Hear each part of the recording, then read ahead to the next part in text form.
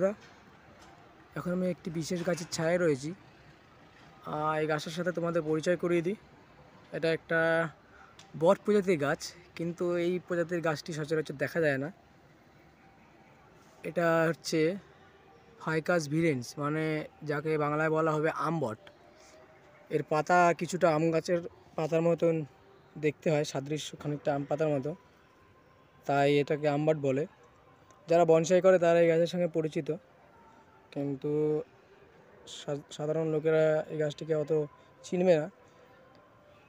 অসাধারণ একটি গাছ। দেখুন, অন্য সমস্ত বট গাছগুলোতে কিন্তু শীতে সব পাতা পড়ে যায়, আর বসন্তের দিকে পাতা গজাতে শুরু করে, কিন্তু এই গাছটিকে দেখুন, এখন ডিসেম্বর মাসের শেষের দিক, কীভাবে সব পাতা পড়ে গিয়ে নতুন পাতা এটার মধ্যে আসা শুরু করে দিয়েছে। মানে অন্য সমস্ত বট গাছের থেকে এটা ব্যতিক্রম।